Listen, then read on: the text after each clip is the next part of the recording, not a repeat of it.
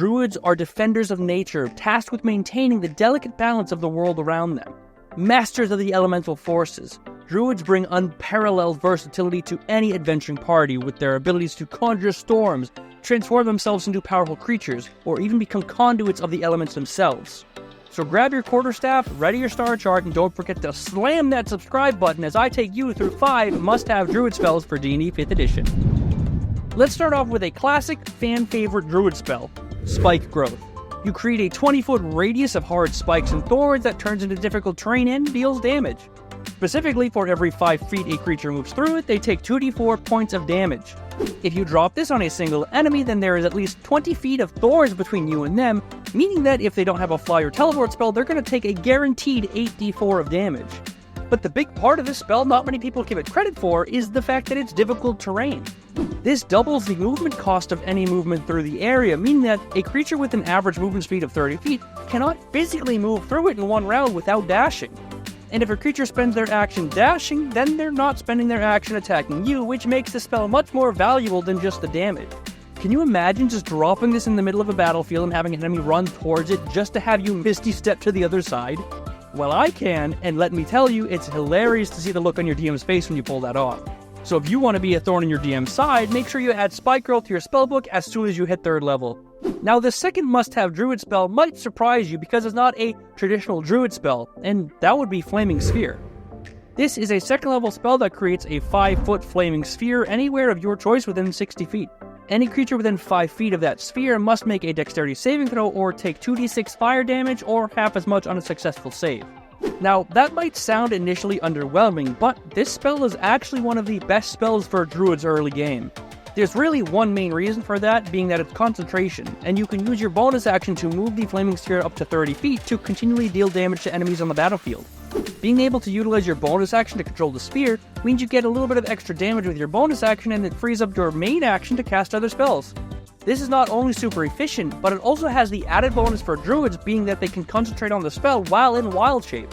So I ask you, what's more terrifying than being attacked by a bear? The answer is obvious. Being attacked by a bear while you're on fire.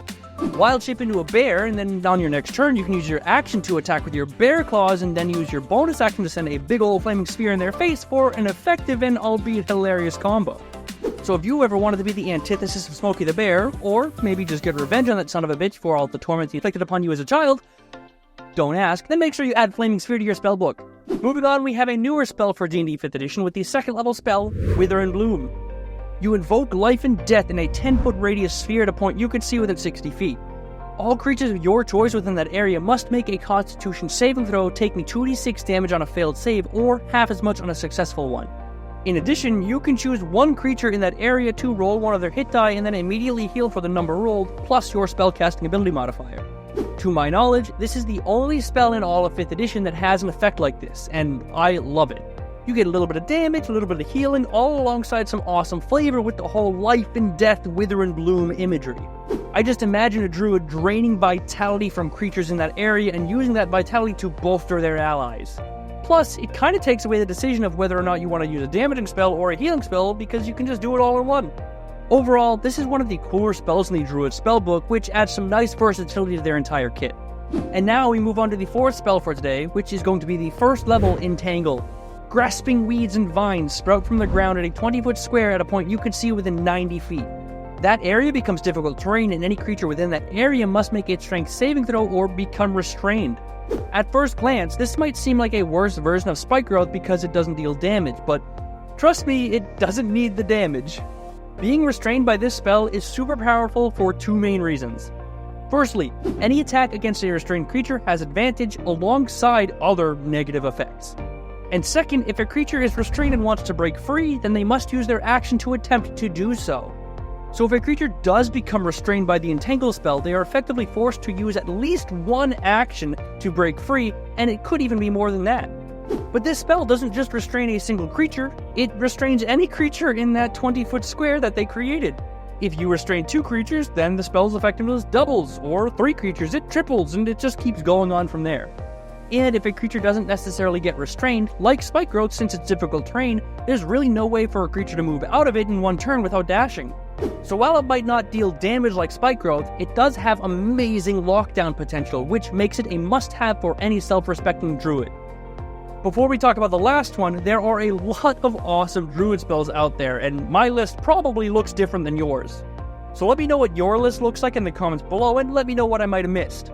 Some honorable mentions are spells like Teleport via Plants, Thorn Whip, Plant Growth, Maelstrom, Sunbeam, Fog Cloud.